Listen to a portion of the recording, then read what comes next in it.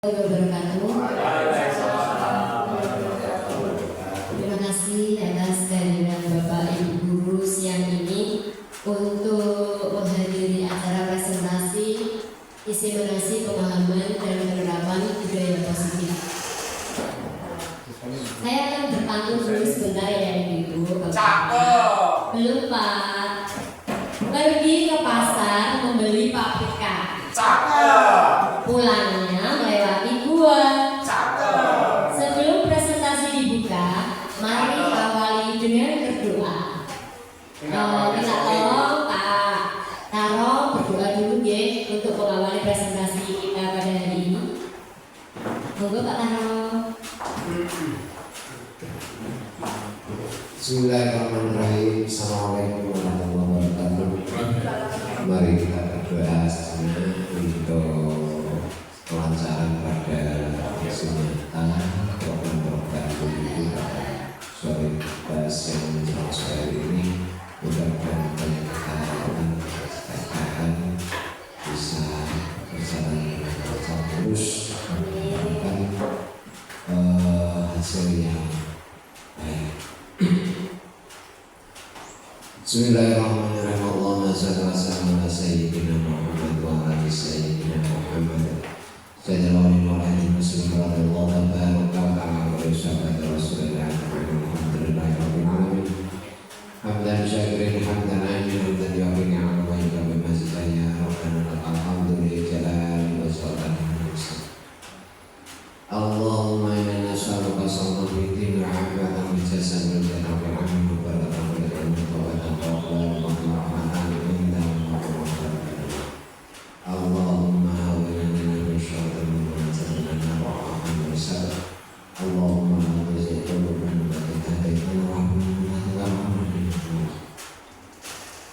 Ya Allah ya Rahman ya Rahim ya Mustafa ya Allah, pada kesempatan ini diizinkan untuk bersenjata untuk melaksanakan tugas. Mudah-mudahan kesempatan yang diharapkan mudah-mudahan bisa terlaksana dan diberikan kelancaran, kemudahan. Mudah-mudahan kita pun mendapatkan hidayah yang sudah. Mudah-mudahan apa yang diharapkan bisa terjadi. Ya Allah ya Rahman ya Rahim, ya Allah Tuhan kita, dengan Tuhan yang sesungguhnya ya Allah, berkah dari barat dan dari ya Allah, rezekinya Allah bagi bangsa ya Allah. Mudah-mudahan yang sampai ini dengan kesenangan ya Allah, menyampaikan asma'nya, mudah-mudahan terjaga ya Allah. Rabbana zalamna anfusana wa lam taghfir lana wa tarhamna lanakunanna minal khasirin. Assalamu alaikum warahmatullahi wabarakatuh. Rabbi zidni ilma. Rabbi zidni ilma. Rabbi zidni ilma. Ya Allah, Allah memberi lebih wanita yang rahmat kama rabbayani syarah.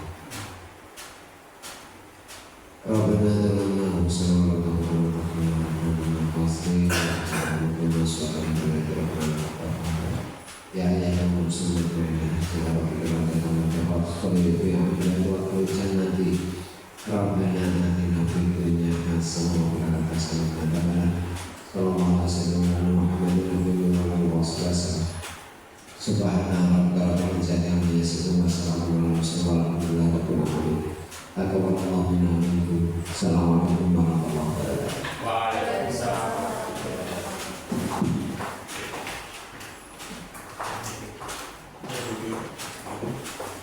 Terima kasih kepada Pak Taro yang sudah membuka acara ini dengan doa. Semoga apa yang kita doakan dapat dikabulkan oleh Allah Subhanahu wa Ta'ala. Saya pantun lagi ya Bapak Ibu biar bersemangat. Oke. Siang-siang minum air hangat. Cakep. Tidak lupa menyantap coklat. Cakep. Assalamualaikum wahai sahabat. Waalaikumsalam. Siang-siang pun kita harus semangat. Semangat. Sekarang kita akan mulai ya. Ini tidak usah perkenalan ya, karena kita sudah saling kenal. Kita kan keluarga. Mungkin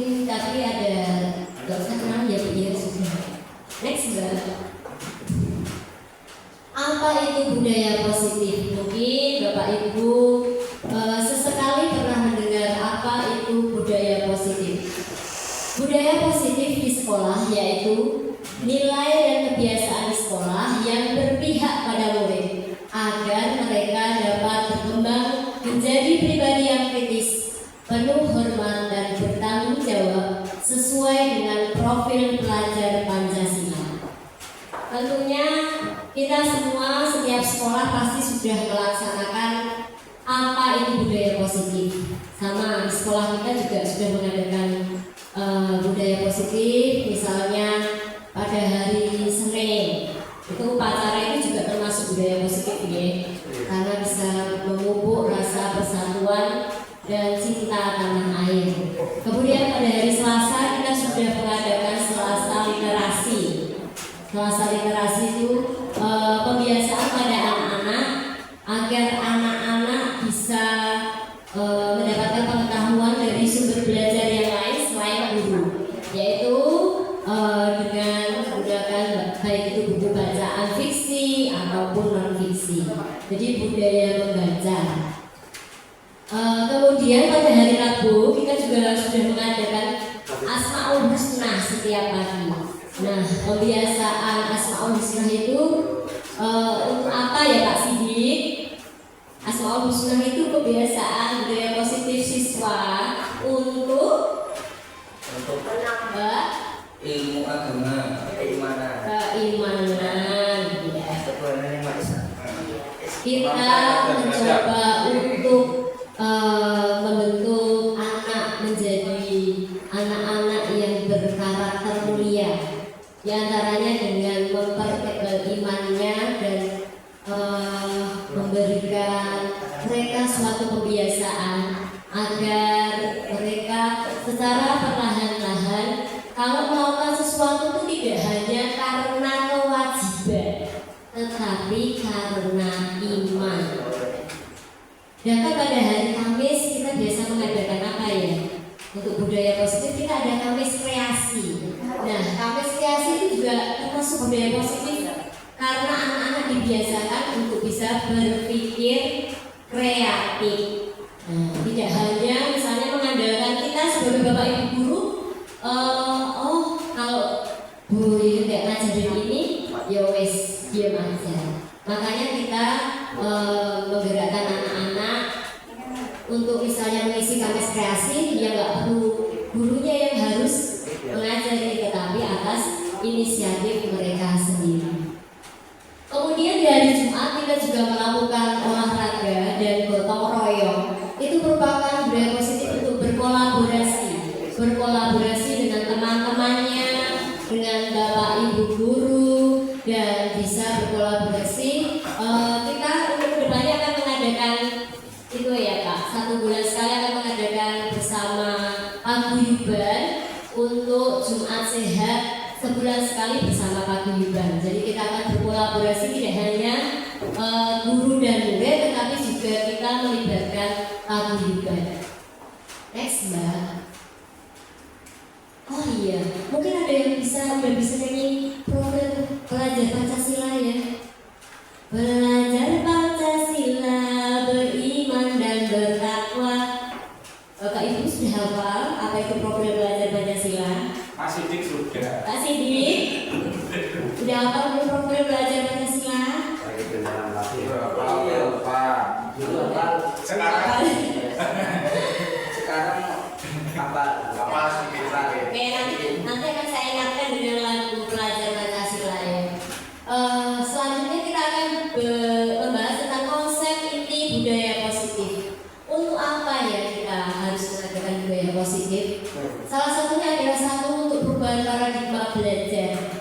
Jadi belajar itu tidak hanya untuk mencerdaskan anak saja secara intelektualnya, tetapi kita harus membentuk karakter anak supaya lebih berakhlak untuk menuju ke akhlak mulia tersebut. Jadi kita harus tidak harus berpikir bahwa anak itu pintar karena kecerdasannya. Maksudnya banyak anak pintar tetapi tidak bagus akhlaknya. Jadi kita kalau bisa seimbang antara intelektual keimanan itu harus jalan gitu ya. Karakternya kita harus mendidik karakter anak itu supaya dari kecil bisa terbentuk sehingga saat nanti mereka dewasa mereka betul-betul bisa bijaksana untuk melaksanakan mana yang baik, mana yang tidak. Kemudian disiplin positif. Nah, disiplin positif itu kita lakukan diantaranya membuat banyak sekali kesepakatan kelas supaya kita dapat berdisiplin positif. Kemudian ada nilai-nilai kebajikan. Nilai kebajikan itu ada kejujuran, nilai kebajikan. Terus apa lagi Pak Siti? Pak Putra. Apa Pak? Nilai kebajikan. Contohnya sikap saling menghormati, toleransi, sikap saling menyayangi, gotong royong, dan yang semuanya bersifat positif. Betul sekali, terima kasih Pak Putra. Itu tadi adalah contoh-contoh dari nilai kebajikan. Ada toleransi, menghormati. Nah, semua nilai-nilai itu harus kita tanamkan kepada anak sebagai bekal mereka untuk membentuk karakter mereka. Kemudian ada motivasi perilaku manusia.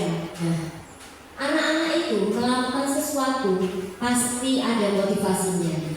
Gak mungkin mereka melakukan sesuatu yang mungkin juga ya nanti misalnya mereka melakukan sesuatu atas kehendak atau keinginan dirinya sendiri. Tetapi kalau anak-anak sekolah biasanya melakukan sesuatu misalnya ada perintah guru itu mungkin karena satu rasa takut, yang kedua karena kewajiban. Intinya bukan dari kesadaran. Yang keenam itu ada restitusi atau posisi kontrol guru. Bukan Mbak Resti tapi restitusi. Nanti kita akan belajar apa itu restitusi ya. Kemudian yang nomor 7 adalah keyakinan kelas. Tentu kita tidak asing dengan apa itu keyakinan kelas. Keyakinan kelas itu biasanya kita sepakati bersama pada saat awal tahun pelajaran. Keyakinan kelas biasanya kita lakukan antara guru dan murid untuk apa? Keyakinan itu seperti peraturan tetapi lebih halus ya. Ada beberapa keyakinan kelas. Contohnya apa? Bu, keyakinan kelasnya apa? Anak-anak saling bergotong royong, saling membantu, tidak hidup sendiri. Itu adalah salah satu contoh dari keyakinan kelas.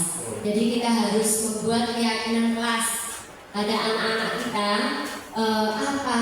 Apa saja yang harus kita lakukan supaya kelas kita ini tidak ada yang terganggu. Misalnya kita harus membuat misalnya datang tepat waktu misalnya gitu. Terus menghormati teman. Keyakinan kelas itu kalau bisa tidak menggunakan kata negatif tetapi menggunakan kata positif. Berarti artinya gini, tidak boleh makan. Kalau saya ganti aja.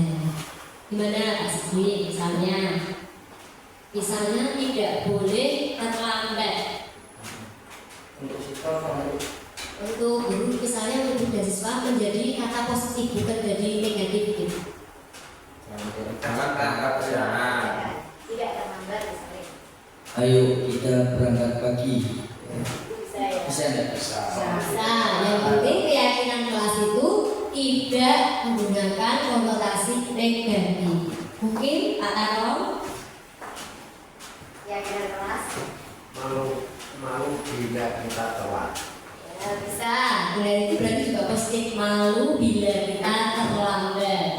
Mungkin Pak Rahmat datang sebelum jam kerja, pulang setelah jam kerja. ya, datang sebelum jam kerja.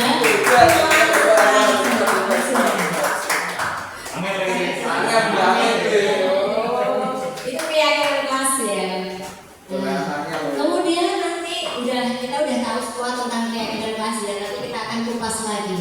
Kemudian untuk yang ke-8 kita akan berbicara tentang segitiga restitusi. Nah, di sini kalau orang awam kita tuh jarang tahu ternyata ada di garis itu antara hukuman, konsekuensi dan juga apa yang satunya? Hukuman dan konsekuensi. Iya satunya. Jadi hukuman konsekuensi si jenenge lali. Enggak, nanti kita bahas ya Bu. Oke. Biar pada penasaran dulu ya. Oke, next Mbak. Apa kita mau ice breaking dulu Bu? Nanti. Boleh. Mau ice breaking dulu? Oke.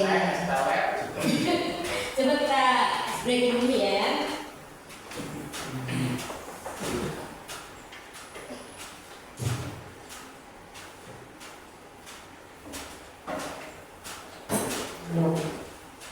Berdiri dulu ya Bapak Ibu supaya kita bisa seger. Musik. Sender.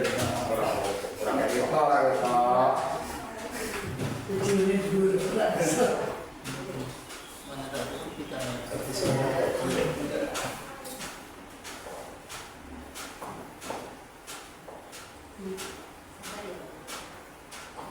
Dia orang sini gitu.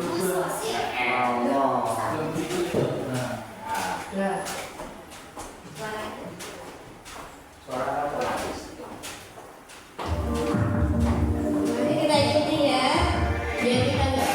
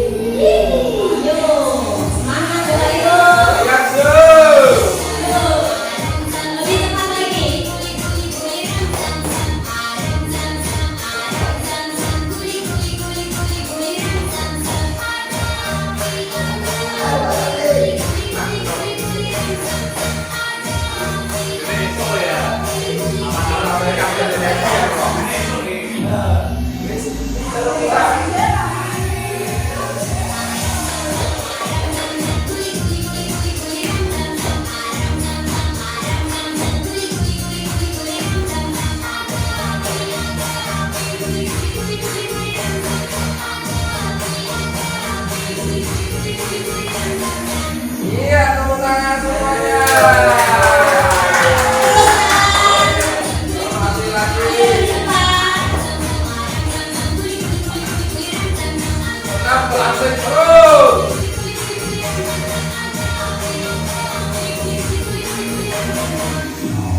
Lagi.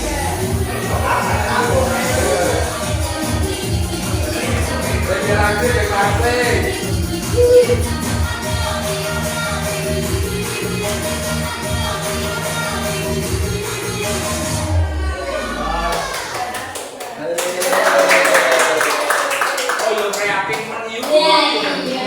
Sudah seger ya, Bapak Ibu? Sudah seger? Udah seger ya. Sekarang pantun lagi deh, ya. Jalan-jalan ke Mangga 2. Tidak lupa beli pasta. Selamat siang rekan-rekan semua. Mari kita lanjutkan dengan penuh bahagia. Oke, kita lanjut lagi deh. Depres. Yuk dibuka nomor undian 1.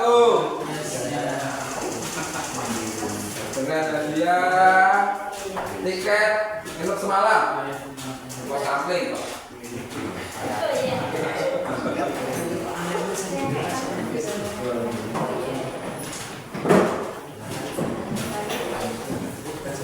Ya, nanti ada door prize yang tidak ngantuk sampai selesai. Nanti nginep sehari di pos kampling. Kata Pak Taufik. Oke. Gratis. Kita lanjut ya tentang perubahan paradigma miskonsepsi teori kontrol. Di sini guru itu mempunyai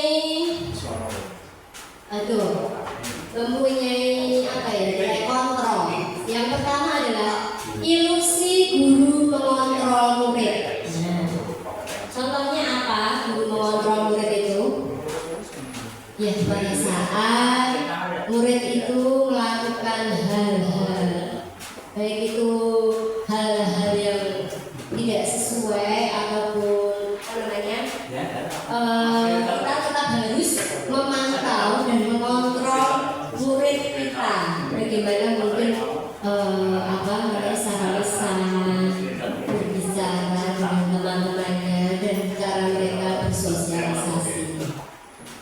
Kemudian ilusi bahwa penguatan positif, efektif dan bermanfaat. Nah itu tadi kita mencoba untuk membiasakan dengan budaya positif supaya dengan efektif. Dengan efektif artinya segala budaya positif itu harus kita lakukan dengan konsisten ya Bapak Ibu. Kalau kita tidak membiasakan sesuatu dengan konsisten, anak-anak itu pasti akan lupa dengan kebiasaan-kebiasaan yang baik. Maka kita sebagai guru harus selalu berkonsistensi dan selalu sabar untuk mengajarkan anak-anak tentang budaya positif tadi. Kemudian ilusi bahwa orang dewasa berhak memaksa. Boleh nggak Bapak Ibu kita itu memaksa? Memaksa anak boleh tidak? Kalau memaksa untuk kebaikan. Oh, memaksa untuk kebaikan. Oh, gitu maksudnya. Itu namanya mengingatkan, bukan suatu pemaksaan ya. Ya bahwa kita sebagai orang dewasa itu tidak boleh memaksakan anak. Apalagi sekarang pendidikan itu kita harus berpihak pada anak. Jadi kita harus mengutamakan kenyamanan anak, terus kebutuhan anak. Kita memberi mereka sesuai dengan kebutuhan mereka, bukan kebutuhan kita.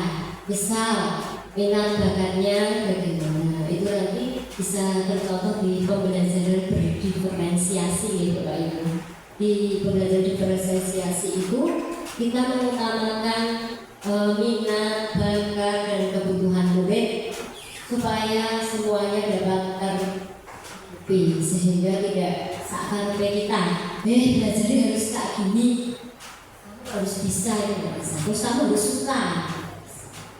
Kita memperbedakan murid untuk bisa mereka sesuai dengan keinginannya mau belajar seperti apa, pengennya dengan metode apa. Itu sekarang kita sudah mulai bisa menanyakan kepada murid supaya apa yang menjadi haknya dapat terlaksana. Kemudian ilusi bahwa kritik dan membuat rasa bersalah mampu menguatkan karakter. Jadi di sini saat anak-anak itu melakukan kesalahan, kita jangan terus kamu kenapa terlambat? Saya gitu. Oh Bu, saya tadi malam tuh baunya kesiangan. Ya, harusnya nggak boleh kayak gitu. Kamu tuh kalau malah dimarahin itu nggak boleh. Ya cukup gini aja. Apa kamu nggak mau? Masa berangkat jam segini? Nanti kalau diketawakan sama adik-adik kelasmu aja, berangkatnya lebih pagi daripada kamu. Misalnya gitu. Membuat kalimat positif lagi Bapak Ibu. Jadi jangan mengejar anak dengan kalimat-kalimat yang negatif dan menyakiti hati sehingga menimbulkan rasa dendam pada mereka. Ya Pak Taufik ya. Ya sih. Iya. Teorinya bagus. Itu satu lagi nakal menurut saya itu. Yuk next Mbak.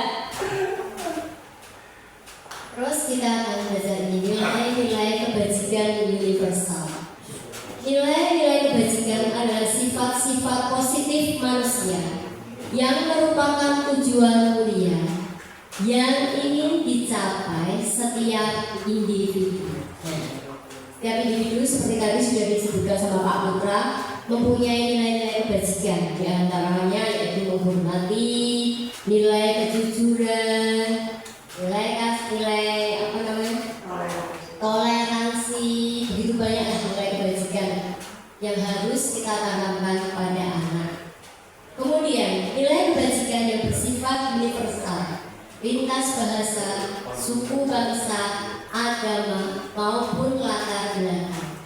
Jadi kita harus mengajarkan nilai kebajikan itu tidak memandang suku, bangsa ataupun agama yang berbeda.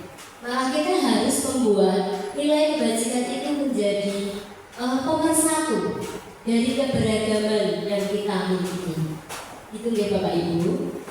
Kemudian yang ketiga adalah nilai kebajikan yang ingin dicapai oleh setiap anak Indonesia, dikenal dengan profil pelajar Pancasila. Itu Bapak Ibu yang belum ingat, profil pelajar Pancasila itu beriman dan bertakwa kepada Tuhan Yang Maha Esa. Itu adalah artinya ya.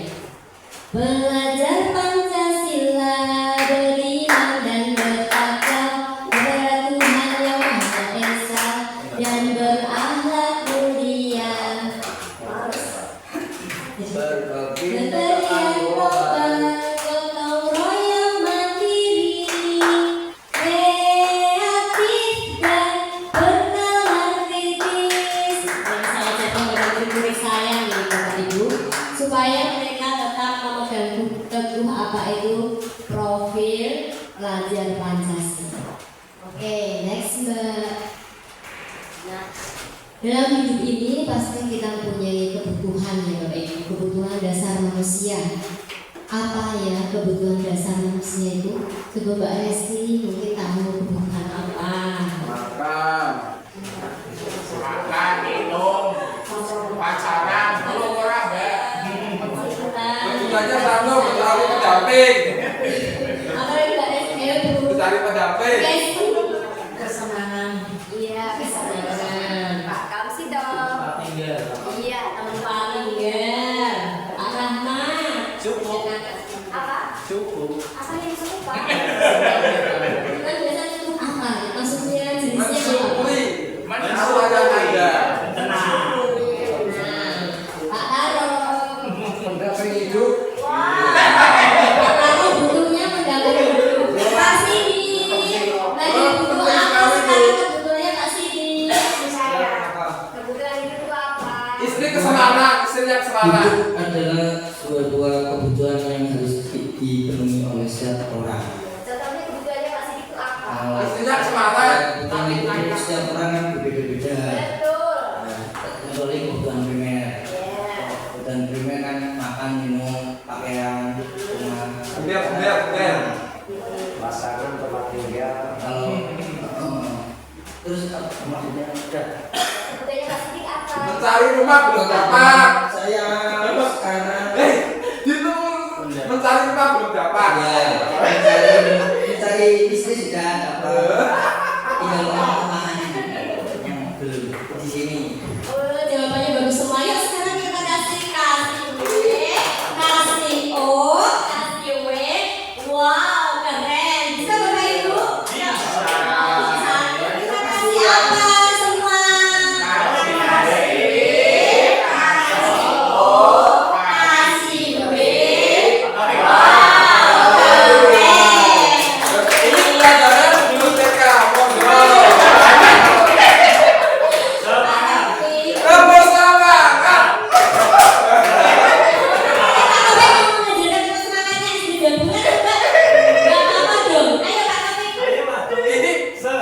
Ini pasti gurunya nggak hafal, soalnya panjang.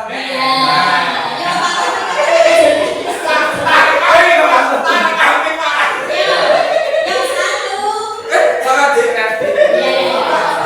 Ayo kita berdua mengulang kenangan masa lalu di kala menikmati ada di sekitar kita.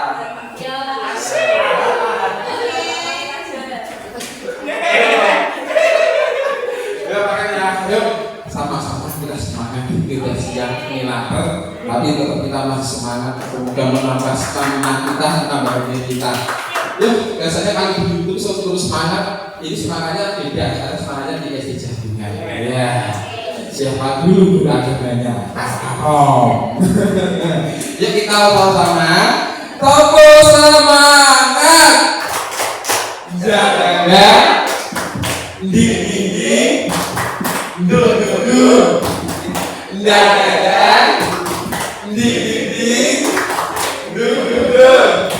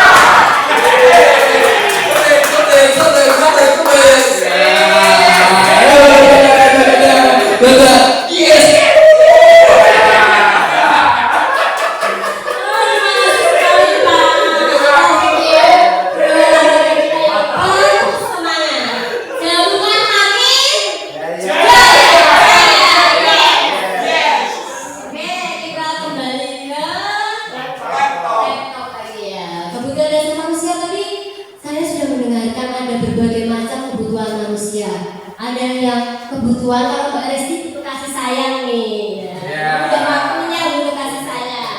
Terus Kasih sayang membasuh. kesenangan. Iya, kita masih butuh kesenangan healing ya. Kita jalan-jalan, makan bakso tadi juga kesenangan ya, Bu. Ya. Terus tadi Pak Kamsi itu kebutuhannya apa? Tempat tinggal. Ya, semua orang pasti butuh tempat tinggal. Sekarang tinggalnya di mana Pak Kamsi toh? Oh, di rumah. Berarti kebutuhan juga ya? Oh gitu, iya saya. Kemudian tadi Pak Putra beritanya kebutuhan hidupnya apa coba? Oh, kebutuhan hidup. Mau jadi pejabat. Kebutuhan hidup saya beliau yang satu mendapatkan kasih sayang itu pasti. Iya. Mama, saya siapa? Tadi tayang semua kaum hawa. Itu pasti. Kamu iya. Karena kalau kita nggak dicintai nggak ada yang senang. Nah, ya kan. Kemudian yang kedua adalah pasti freedom alias kebebasan. Tapi kebebasannya bertanggung jawab. Nah, itu. Kemudian satu lagi yang terakhir adalah makan. Wes. Terima kasih. Makan, pukul. Loh tadi saya belum tanya kebutuhannya Pak Taufik ya? Pasti money. Alhamdulillah. Ya. Setiap kebutuhan orang pasti beda-beda. Kebutuhan ada yang tercapai, ada yang belum tercapai. Yang penting kata Pak Rahmat apapun selalu disyukuri. Tapi setiap orang punya cita-cita kebutuhan yang harus tentu dengan motivasi itu. Yang pertama, kebahagiaan dunia dan akhirat. Kebutuhan sakinah mawaddah warahmah. Dan menjalin hubungan kita dari keluarga dan al-Qur'an. Itu maksud yang kita sehingga kebutuhan kamu yang kita capai asalkan kita senang ikhlas, insya Allah apapun yang kita inginkan akan tercapai. Insya Allah tercapai. Jabunan mati saya. Oke, ya luar biasa ya semangatnya Bapak Ibu. Nah, tadi ada Pak Taufik tadi, saya jadi malah saking banyaknya saya jadi lupa. Saking dia semangatnya saya jadi lupa apa yang dikatakan ya. Bingung kayaknya. Tadi Pak Putra sama Pak Taufik itu sama, pasangan hidup sudah dapat ya. Belum dapat. Oh ya, Silakan. aku pengen pasangan hidup lagi, pesti kalau ada calon gitu. Nah, terus tadi Pak Siti tadi kebutuhannya apa? Tempat tinggal juga sama dengan Pak Kamsito ya. Kenyamanan, iya. Butuh nyaman dengan siapa Pak Siti? Dengan orang-orang yang mencintai itu. Iya, dengan lingkungan sekitar tentunya kita harus merasakan kenyamanan ya. Nah, itu tadi di sini ada contoh-contoh dari kebutuhan dasar manusia adalah satu bertahan hidup. Nah, kita pasti sebagai manusia pengen hidup semua ya Bapak Ibu. Pengen sehat, pengen panjang umur dan pengen bahagia tentunya. Yang kedua ada kesenangan di situ. Kesenangan itu banyak sekali macamnya. Ada kita jalan-jalan sudah seneng, makan bakso saja kita sudah seneng. Kalau Mbak Resti ketemu sandalnya pacarnya aja juga sudah seneng ya kan? Gak usah jatuh kamu saja udah seneng ya. Iya betul. Jadi kesenangan itu banyak macamnya. Itu perasaan batin yang merasakan. Pak Siti aja sudah mau beli kacamata juga sudah seneng itu, rasanya bahagia banget. Kemudian kebebasan ya. Nah, manusia itu pada aslinya pengen bebas. Itu sama Pak Putra itu kadang sudah punya istri tapi masih ingin bebas Bu. Belum merpati.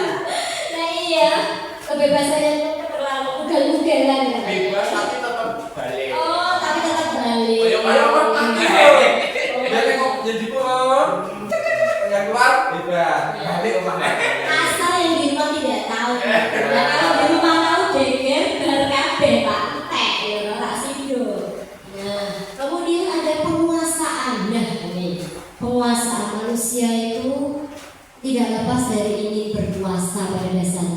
Ya memang ada yang halah aku terima, tetapi sesungguhnya kalau dia diberi kekuasaan, pasti mereka akan lebih senang mendapatkan kekuasaan. Karena apa? Satu. Karena apa? Nafsu. Betul. Kalau Manusia kita nabel. Iya, punya Tidak satu itu. betul. Penguasa itu adalah salah satu dari bagian nafsu ya Pak. Sifat dasar. Sifat dasar manusia. Yang keempat adalah kelima cinta dan kasih sayang. Ya. Sebenarnya kamu dengan sisi. Ya dari situ sudah Pak. Sekarang cinta dan kasih sayang. Lah seperti yang kali semua pengen disayang sama wanita. Walaupun sudah punya istri ya tetap pengen disayang sama siapapun ya loh. Apalagi kalau sama cewek-cewek, tapi pengennya dideketin dan disayang. Sebenarnya cewek ya sama ya Bu pengen disayang laki-laki gitu.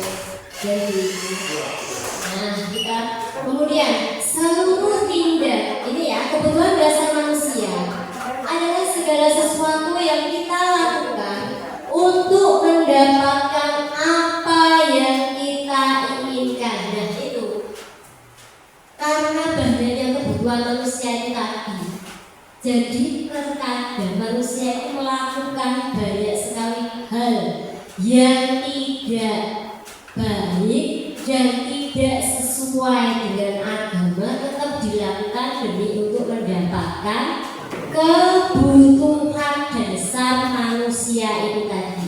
Injil betul Bapak, Ibu. Bapak. Ya, betul. Aku cekap. Ya. Terus yang kedua, seluruh tindakan yang kita lakukan memiliki tujuan tertentu. Pastinya ya, kita pasti untuk semua hal kebutuhan dasar ini kita punya satu tujuan.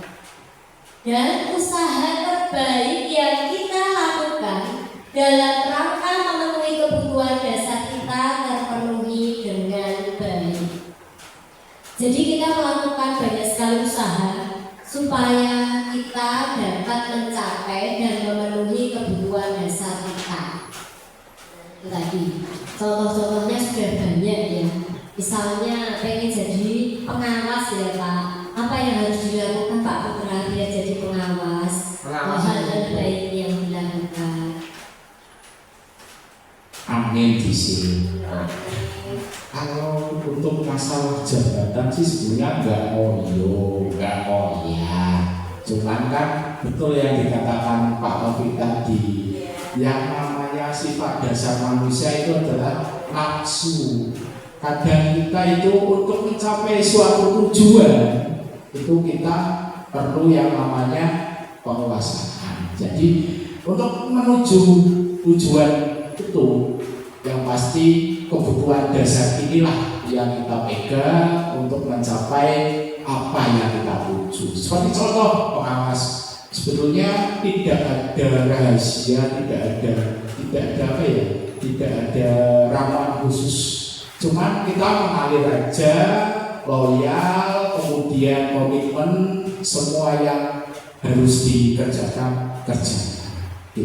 Dan satu, disiplin positif. Betul Pak Rahmat, betul. Terima kasih. Terima kasih Pak Putra, sangat menginspirasi ya. Tepuk tangan dulu dong. Tentu masih banyak sekali yang ada di dalam diri Bapak Ibu untuk memenuhi kebutuhan dasar itu sudah mencoba untuk membuat berbagai rencana, berbagai usaha, dan tentu saja tak luput kita juga berdoa. Ngoten nggih Bapak Ibu. Oke, next. Nah, di sini dijabarkan tentang kebutuhan dasar manusia. Yang pertama bertahan hidup tadi, kita butuh makanan, tempat tinggal, keamanan, juga kesehatan. Kemudian kasih sayang dan rasa diterima. Kasih sayang itu tidak hanya kasih sayang saja, tetapi juga rasa ini diterima di lingkungan kita ya Bapak Ibu. Jadi di lingkungan kita itu bisa diajak bekerja sama, berarti kita sudah diterima. Contohnya seperti ini, saya berkolaborasi dengan Bapak Ibu. Kalau saya tidak diterima, tentu Bapak Ibu tidak mau hadir di sini. Mungkin mau pembuatan. Kita sama-sama kehidupan dan kasih sayang, sehingga kita bisa bekerja sama, berbagi, merasa saling dipedulikan, dan bisa menjadi bagian dalam suatu kelompok. Nah, itu adalah merupakan kebutuhan dasar dari manusia. Kemudian penguasaan. Nah, ini yang biasa digembar-gemborkan laki-laki ya, harga diri. Padahal perempuan juga ada harga diri. Harga diri, keinginan untuk dianggap memimpin. Terkadang kita sebagai manusia tak luput dari rasa ingin menjadi seorang pemimpin. Dalam arti tidak usah pemimpin dalam kedinasan, pemimpin berbicara gitu aja. Misal kita harus selalu menang dengan pendapat kita misalnya.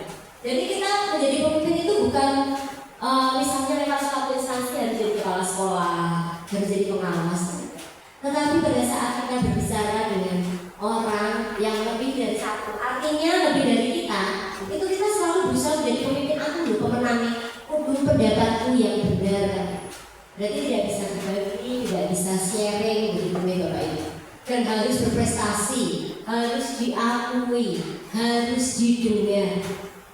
Sebenarnya itu bagus tidak Pak Taufik? Sampai pengalaman dulu ya, betul-betul mendalami.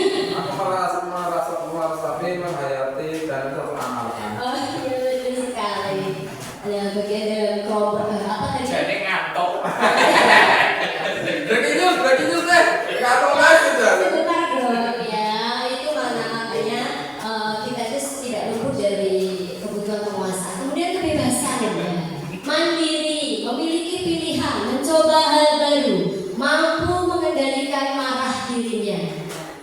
Ini salah satu apa ya, kadang berat ya Bapak Ibu. Kita tuh pengen manusia tuh bebas, bebas-bebasnya, tidak mau dikendalikan, apalagi kalau marah.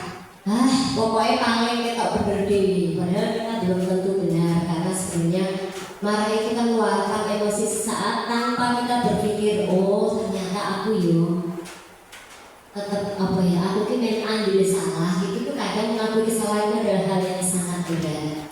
Maka kita harus belajar mampu mengendalikan marah pada diri kita sendiri dulu, baru kita bisa mengendalikan orang lain. Kemudian yang kelima adalah kesenangan. Misalnya ya kita sebutkan bermain, bumbon kayak tadi Pak Taufik juga sudah senang bisa tepuk semangat gitu, itu udah bahagia banget, bikin kita bahagia juga. Antusiasme ya. Sampai saya berlepotan ngomongnya. Terus tertawa. Nah, kebetulan kesenangan itu adalah tertawa gitu. Terus senang, kalau senang itu bisa tertawa dengan lebar tuh hatinya jadi lega gitu. Next Mbak. Nah, di sini ada kasus nih. Di sini ada Ibu Ria, guru kelas 6. Coba dihayati ya Bapak Ibu, supaya tidak ngantuk. Ibu Ria, guru kelas 6 di SD Permai, sedang bingung menghadapi ulah salah satu murid di kelas bernama Agus. Beberapa anak telah datang dan mengeluhkan Agus yang seringkali meminta bekal makan siang mereka dengan paksa. Jika Anda menghadapi situasi seperti Ibu Ria, apa yang akan Anda lakukan? Menurut Anda, kira-kira apa alasan Agus melakukan hal itu? Ada yang bisa menjawab? Ada beberapa kemungkinan. Ya sudah Pak, tak kasih. Ya. Ada beberapa kemungkinan. Yang pertama, mungkin si Agus nggak punya uang. Iya, betul. Pertama, jadi karena keadaan. Yang kedua, mungkin si Agus memang dia hanya sukanya iseng, ya ngerjain, ibaratnya pentolannya. Itu. Yang ketiga, mungkin aja si Agus itu memang sukanya ibu orang, ibu di temannya. Jadi faktor-faktor anak itu kan perlu pendalaman. Jadi tidak hanya guru itu langsung menyimpulkan. Maksudnya kita tanya anak itu kenapa kok Agus kok sukanya kalau makan mintai temennya. Ada apa? Kalau memang itu sukanya karena lingkungan dia di rumah itu pada maaf kayak preman, atau memang tuh Agusnya nggak punya uang atau yang lain. Itu jadi intinya anaknya yang disayang dulu dan dulu tidak berhenti menyibukkan dan tidak menyibukkan. Matur suwun. Oke, kita kasih apa Pak Taufik? Kasih W, kasih O, kasih W. Wow, keren. Oke, terima kasih ya Pak Taufik. Yuk coba dibuka next ya. Nah, di sini dalam konteks penerapan disiplin positif, Ibu Ria sebaiknya mencari tahu, sama ya, seperti Pak Taufik tadi, mencari tahu alasan apa Agus melakukan tindakan tersebut agar mengetahui kebutuhan mana yang sedang berusaha dipenuhi oleh Agus. Jadinya Agus itu pasti melakukan sesuatu karena apa? Untuk memenuhi kebutuhannya yang tidak terpenuhi. Kira-kira kebutuhan apa yang dia tidak dapat terpenuhi? Di sini kita ada penjelasannya. Agus lapar dan orang tuanya tidak memberikan bekal makan siang. Bahkan orang tuanya tidak punya uang untuk memberikan bekal. Ini berhubungan dengan kebutuhan dasar pangan. Itu Agus sudah tidak tercukupi. Kemudian yang kedua, teman Agus menjadi perhatian pada Agus. Kebutuhan cinta dan kasih sayang. Agus jadi ingin diperhatikan nih ceritanya sama teman-temannya. Jadi Agus itu sebenarnya ingin memenuhi kebutuhan cinta dan kasih sayangnya. Kemudian yang ketiga, Agus merasa hebat karena temannya takut dan menuruti kemauannya. Nah, itu dia akan kalau menuruti kemauannya dia merasa apa yang tidak aku hebat, aku berkuasa. Superman. Iya betul. Jadi itu diantaranya Agus ingin memenuhi kebutuhan akan kekuasaan. Kemudian Agus merasa bosan dengan bekal yang dibawanya. Jadi dia pengen kebebasan. Aduh, aku dikasih bekal ayam nasi terus aku pengen yang lain gitu. Itu termasuk adalah kebutuhan dari kebebasan tadi. Kemudian Agus hanya iseng dan menikmati wajah temannya yang kesal. Itu kesenangan. Nah, kadang-kadang anak-anak itu sebenarnya nggak nakal tapi jahil. Pengen lihat maksudnya kalau nangis itu dia senang wajahnya gimana dia. Kadang kita juga kalau itu tuh Bu, kalau lagi apa ya benci sama seseorang kadang kalau lihat dia benci gitu kita senang ya. Itu nggak boleh. Dia lagi cinta. Dia lagi memandang sesuatu. Betul sekali. Orang Karena memandang Pak Taufik sama. ternyata kita semua sudah tahu ya alasan Agus. Maka kita sebagai guru tidak boleh langsung mengejak Agus kamu tuh nakal gini tidak boleh. Kita harus tahu ada apa, latar belakang apa, kenapa Agus menjadi seperti itu. Dan kita sebagai guru harus bisa memberikan solusi baik-baik dan tidak usah marah-marah terus bukan manis. Oke next ya. Nah ini ada motivasi perilaku manusia. Baik itu motivasi eksternal itu dari luar dan motivasi internal dari dalam. Yang eksternal adalah untuk menghindari ketidaknyamanan dan hukuman. Kadang manusia itu berperilaku itu bukan karena keinginannya, tetapi hanya untuk menghindari hukuman supaya aku tidak dihukum. Motivasinya itu dan supaya menghindari ketidaknyamanan. Misalnya, aku tuh dikongkon Mbak Resti tapi aku sakit Islam tapi aku pekewuh. Pekewuh itu adalah ketidaknyamanan. Untuk mencari itu saja, jadi bukan ikhlas dari dirinya sendiri, tapi ada kebutuhan yang memotivasi supaya aku kalau nanti seperti itu jadi tidak nyaman hubungan saya sama Mbak Resti. Sebenarnya kan berarti bukan atas keinginan sendiri ya. Terus yang kedua, motivasi untuk mendapatkan imbalan atau penghargaan dari orang lain. Nah ini misalnya, oh iya ya, aku mau melakukan itu supaya nanti aku dapat oh aku melakukan ini, oh supaya aku dapat ujian, oh dapat apa namanya, nanti aku bisa diceritain yang bagus-bagus di sana. Tetapi sebenarnya itu bukan dari hati kita, melainkan ada pintar, tapi banyak sekali motivasi-motivasi yang tidak murni. Nah, kemudian motivasi internal untuk menjadi orang yang mereka inginkan diri sendiri dengan nilai-nilai yang mereka percaya. Nah, ini artinya apa? Kita mempertahankan motivasi kita sendiri. Aku tuh yo berbuat kayak gitu tuh yo karena itu memang suatu kebenaran, jadi aku harus melakukan. Jadi bukan karena siapa-siapa, bukan karena pengen dikasih penghargaan dan pujian, tetapi itu memang harus saya lakukan karena itu sudah kewajiban kan gitu. Next ya Mbak ya. Kemudian kita akan tahu apa itu hukuman, konsekuensi dan restitusi. Ini dalam dunia pendidikan. Saya sebelum jadi belajar di CGP ini juga tidak tahu apa itu restitusi. Oh ternyata kita itu tidak boleh sekali menghukum anak. Hukuman itu biasanya terjadi tidak terencana dan tiba-tiba. Kemudian yang kedua, murid tidak tahu apa yang akan terjadi atau tidak ikut dilibatkan. Jadi itu konteksnya ya wes, pokoknya gurunya bilang gini ya, gitu. Dia tidak meminta pendapat muridnya untuk menghukum gitu kan. Kemudian bersifat satu arah, artinya kita hanya sebagai guru menjak aja, ya udah kamu salah, kamu saya hukum gini. Kita tidak membiarkan anak berbicara lebih dahulu, kadang gitu ya, memberi hukuman. Terus berupa sering sekali hukuman itu berupa fisik ya. Misal Pak Taufik ada yang terlambat disuruh berlari. Nah itu biasanya hukuman fisik, kebanyakan hukuman fisik kalau hukuman. Kemudian apa itu konsekuensi?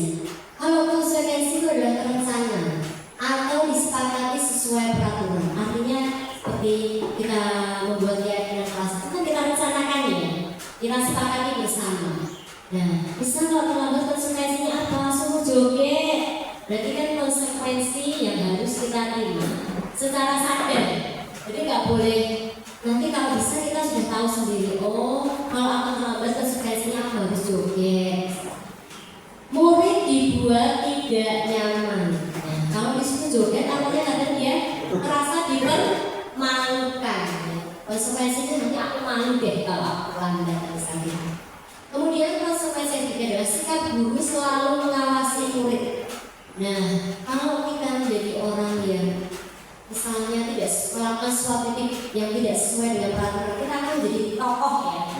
Pasti perilaku kita akan selalu diawasi oleh guru, karena kita pasti sekali tindakan kayak gitu berpikirnya, wes itu anak itu mesti bocah ini bocah. Kemudian apa itu restitusi ya? Restitusi adalah proses menciptakan kondisi murid memperbaiki kesalahan. Artinya semua murid itu kalau melakukan kesalahan itu semua harus bisa dibicarakan, kemudian bagaimana caranya biar bisa diperbaiki. Kemudian berkolaborasi yang mengajarkan kepada murid untuk menemukan solusi permasalahannya sendiri. Artinya bukan kita langsung cek kamu tak hukum ini ya. Tetapi kita bisa mengarahkan murid untuk kamu kalau berbuat kayak gini, apa yang akan kamu terima.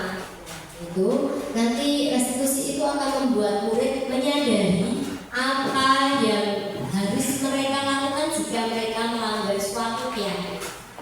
Next ya. Nah, ini bisa kita lihat apakah perbedaan hukuman dan konsekuensi. Hukuman adalah sesuatu yang menyakitkan harus terjadi. Ini tuh biasanya kalau hukuman itu cenderung anak itu tersakiti. Dan itu memang harus sesuatu yang tidak menyenangkan yang harus terjadi. Kemudian kalau konsekuensi, sesuatu harus terjadi. Sesuatu yang harus terjadi karena sudah ada kesepakatan. Jadi memang harus terjadi. Kalau kamu terlambat hukumannya ya konsekuensinya kamu joget ya kamu harus joget. Terus yang hukuman yang kedua, membuat anak sakit fisik maupun hati untuk jangka waktu yang lama. Misalnya disuruh berlari, anak-anak dihukum kamu lari.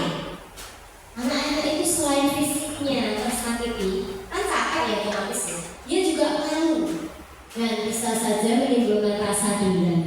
Apalagi kalau anak SD bisa sampai seumur hidup dia ingat, misalnya dia mendapatkan hukuman yang sangat membuat dia sakit hati.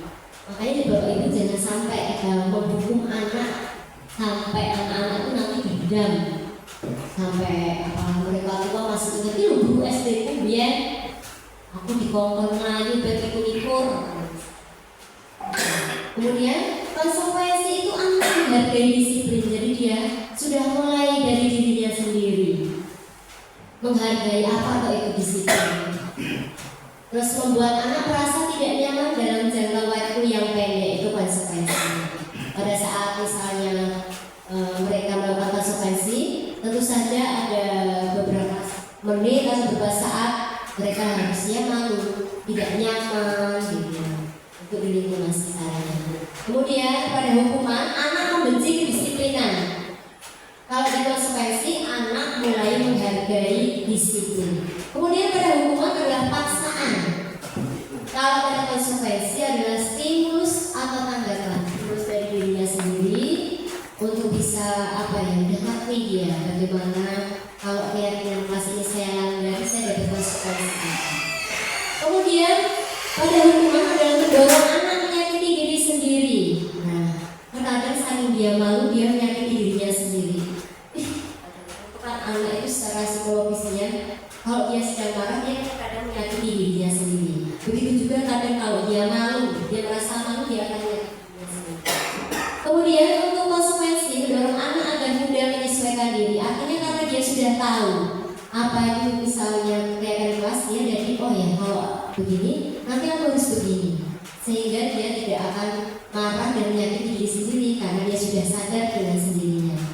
Kemudian konsep diri yang buruk, akhirnya dia merasa aku bersalah, aku tidak baik, aku bukan anak yang hebat, gitu ya. Dia merasa dirinya sendiri itu tidak ada harganya karena dihukum itu tadi. Tetapi kalau konsekuensi masih bisa dia mengkonsep dirinya dengan baik. Ya ini memang kesepakatan kelas, jadi nggak apa-apa sih kalau aku memang harus mendapatkan konsekuensinya seperti ini. Kemudian anak belajar untuk menyembunyikan kesalahan pada hukuman. Karena takut dihukum, anak-anak itu jadi kebanyakan tidak jujur karena mereka ingin menghindari hukuman. Tetapi pada konsekuensi, anak belajar untuk mematuhi peraturan. Mereka karena konsekuensi itu bukan hukuman, jadi mereka tidak takut. Tetapi mereka akan membiasakan atau belajar untuk bisa mematuhi peraturan atau kesepakatan yang telah dibuat. Kemudian hukuman, marah, rasa bersalah, dipermalukan, merasa tidak dihargai. Nah, ini hebatnya hukuman ini akan membuat psikologi anak menjadi merasa tidak bersalah, merasa tidak dihargai, merasa menjadi orang yang sangat buruk, bersalah. Akhirnya mereka marah pada dirinya sendiri. Kemudian pada rasa konsekuensi, mereka merasa kehilangan hak, dibuat tidak nyaman, diasingkan untuk sementara atau take off. Artinya tidak seburuk kalau mereka mendapatkan hukuman, karena secara psikologi tentu saja tidak berdampak seperti saat kita mendapatkan hukuman. Oke, next Mbak. Alhamdulillah, aku saya juga ketoke. Ini udah sama saja ya. Tutup langsung.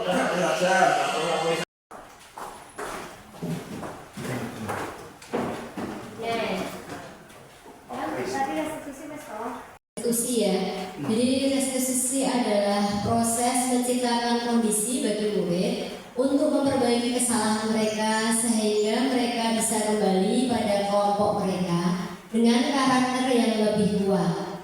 Restitusi juga merupakan proses kolaboratif yang mengajarkan murid untuk mencari solusi untuk masalah mereka dan membantu murid berpikir tentang orang seperti apa yang mereka ingin menjadi tujuan kuliah dan bagaimana mereka harus memperlakukan orang lain. Next, Mbak. Nah, di sini untuk mencapai restitusi itu, guru itu mempunyai 5 posisi kontrol, yaitu diantaranya menjadi penghukum, kemudian menjadi pembuat merasa bersalah, terus sebagai teman, sebagai pemantau, dan sebagai manajer. Lanjut. Nah, 5 posisi kontrol guru ini bisa coba kita baca ya. Sebagai pembuku itu menghardik, menunjuk-nunjuk, menyakiti, menyindir. Kalau pembuat rasa bersalah ini saya bacakan satu aja. Misalnya berceramah, kemudian mengatakan seharusnya, terus atau mengatakan ibu kecewa, terus mengharapkan imbalan atau ketergantungan orang lain sebagai teman, misalnya membuatkan alasan-alasan untuk muridnya. Kemudian sebagai pemantau, menghitung dan mengukur. Sebagai manajer, mengajukan pertanyaan-pertanyaan.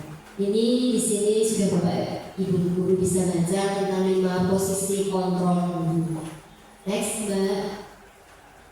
Nah, keyakinan kelas dulu Mbak atas. Nah, sekarang kita tiba ke keyakinan kelas. Keyakinan kelas adalah nilai-nilai kebajikan atau prinsip-prinsip universal yang diajukan bersama secara universal, lepas dari perbedaan agama, suku, negara, dan bahasa. Jadi keyakinan kelas itu tadi yang sudah saya kemukakan tadi di depan adalah kesepakatan yang kita lakukan dengan anak-anak untuk mencapai kenyamanan pada saat proses pembelajaran ataupun saat mereka di sekolah, atau bisa dianggap sebagai peraturan-peraturan yang luwes ya, yang lembut, tidak bukan suatu peraturan yang harus mendapat hukuman gitu. Harus ini ada solusinya. Kemudian Mbak lanjut next. Nah, ini pelaksanaan pembuatan keyakinan kelas. Jadi nanti anak-anak mungkin bisa dikasih box itu untuk kamu keyakinan kelas yang ingin kita dapatkan apa, ditulis. Kemudian nanti anak-anak akan menempelkan pada diri dan kita rangkum apa yang menjadi kesepakatan kelas kita dan anak-anak. Lanjut Mbak. Kemudian tadi segitiga restitusi, proses menciptakan kondisi bagi murid untuk memperbaiki kesalahan-kesalahan mereka, sehingga mereka bisa kembali pada kelompok mereka dengan karakter lebih kuat. Melalui restitusi, guru juga dapat membantu murid menjadi lebih baik, memiliki tujuan, disiplin positif, serta memulihkan dirinya setelah berbuat salah. Membantu murid untuk jujur pada diri sendiri dan mengevaluasi dampak dari kesalahan yang telah dilakukan, serta memberikan penawaran bukan paksaan. Jadi kita ini segitiga restitusi itu ceritanya kita memberikan solusi, mengarahkan siswa yang melakukan kesalahan atau keluar dari keyakinan kelas supaya mendapatkan pengakuan pada dirinya sendiri. Oh, aku tuh bersalah, dengan sadar gitu, tanpa kita paksa dan tanpa kita beri hukuman, tetapi mereka akan tahu sendiri apa konsekuensinya pada saat mereka keluar dari keyakinan kelas.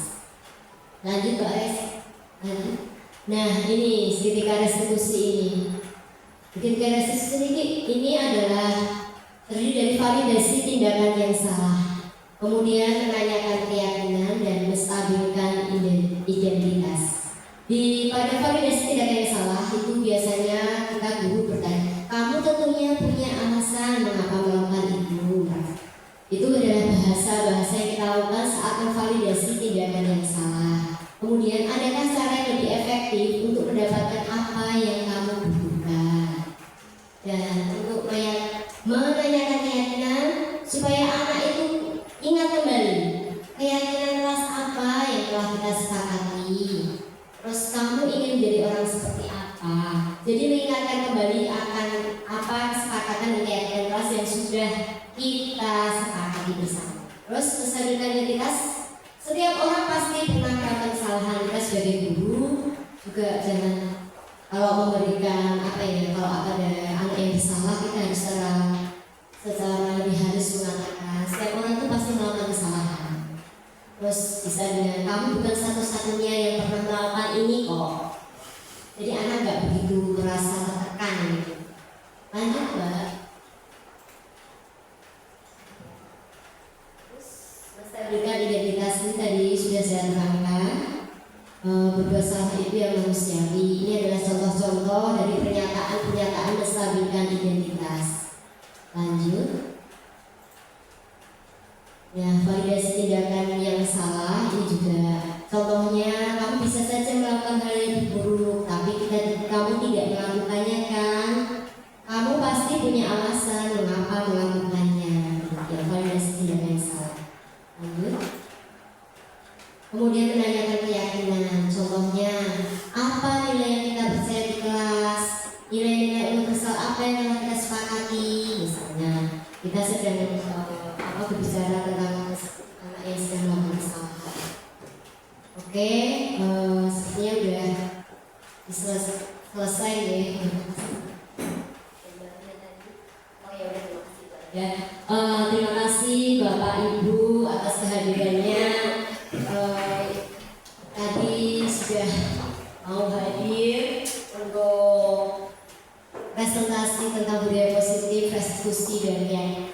Saya kasih panggung untuk mengakhiri ini ya. Pergi ke toko membeli parfum, dapat hadiah sepotong coklat. Saya ucapkan assalamualaikum. Semoga presentasi siang ini bermanfaat. Terima kasih. Assalamualaikum warahmatullahi wabarakatuh. Untuk Bu Yuyun bahwa ya ini adalah destinasi tentang budaya positif, dan tentunya Bapak Ibu bahwa tanpa dengan destinasi ini pun saya yakin Bapak Ibu sudah menerapkannya di dalam kelas ataupun di sekolah. Yang perlu saya kuatkan di sini adalah Bapak Ibu bahwa yang menjadi pembeda untuk kurikulum sekarang terkait dengan pembelajaran diferensiasi itu adalah bagaimana kita mengakomodasi kebutuhan siswa yang beraneka ragam di dalam kelas. Ketika di dalam kelas itu anaknya atau siswa-siswa Bapak Ibu itu jumlahnya 28, pada saat kita menerapkan pembelajaran diferensiasi bukan berarti kita harus menerapkan 28 gaya belajar setiap siswa yang berbeda-beda, tetapi kita mengumumkan atau mengakomodasi sekiranya ketika gaya belajar yang satu dengan yang lain itu berbeda, secara umum, secara garis besar, kira-kira jenis pembelajaran apa sih yang akan kita gunakan di dalam kelas. Dan yang paling mendekati gaya pembelajaran anak-anak pada model sekarang itu adalah model pembelajaran berbasis proyek, atau secara umumnya adalah pembelajaran secara diskusi kelompok. Karena itulah yang sudah menjembatani antara satu dengan yang lain, terutama gaya belajar yang berbeda-beda. Kemudian yang kedua Bapak Ibu, saya yang menguatkan tadi bahwa setiap anak yang salah itu sebetulnya kesalahan utama bukan sama, tetapi bagaimana cara kita menerapkan restitusi ini, menguatkan anak, bukan kita membetulkan tindakan yang salah, bukan. Tapi bagaimana kita kemudian membangkitkan motivasi yang ada di dalam diri anak-anak, terutama bagaimana motivasi ini muncul yang terkait dengan disiplin positif. Dari bangun tidur tidak kesiangan, kemudian berangkat sekolah tidak telat, itu kan yang menjadi tantangan utama kita, bagaimana meningkatkan motivasi yang ada di dalam dirinya untuk kemudian nanti bisa diterapkan sehingga menjadi budaya di dalam sekolah yang bersifat positif. Mungkin dari itu Bu Yuyun, selamat. Lanjutkan seperti yang tadi sudah saya garis bawahi bahwa target tanpa realisasi pasti TPP tidak cair. Itu kan Bu Messi. Nah, saya harap setelah Bu Yuyun menerapkan target-target yang berbudaya positif seperti ini, ya hal yang paling mendasar atau hal yang paling bisa kita terapkan terkait budaya positif ya di kelas-kelas itu. Nah, saya harap Bu Yuyun itu benar-benar menerapkan apa yang sudah dipelajari di dalam guru penggerak, karena di dalam guru penggerak jujur Bu Esi dan Pak A, ketika saya menjadi kepala sekolah, ketika saya menjadi guru, yang namanya pendidikan guru penggerak ini seperti apa ya? Seperti sudah biasa. Kita kan sudah menerapkan seperti itu. Kita sudah membudayakan positif di dalam kelas. Tetapi ketika kemudian, oh iya, aku dari kepala. Ini yang akan kita pegang. Pembelajaran di dalam guru penggerak inilah yang akan kita pegang. Dan Bu Yuyun ini adalah satu generasi yang nantinya pasti akan menjadi kepala sekolah di masa yang akan datang. Inilah yang nanti mungkin Bu Yuyun saya percaya bisa menerapkan, dimulai dari hal yang paling kecil dulu di dalam kelas, kemudian bekal ini nanti akan dibawa pada saat Bu Yuyun jadi kepala sekolah. Itu dari saya, Bapak Ibu, kurang lebihnya mohon maaf. Wassalamualaikum warahmatullahi wabarakatuh. Ada organisasi lagi dari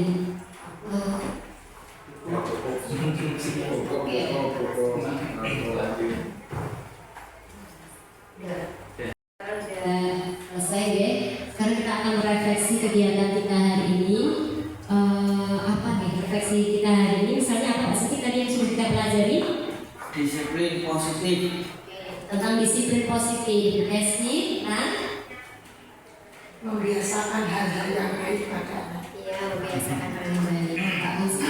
Mungkin tentang kebutuhan kita dasar dan sama. Iya, betul sekali.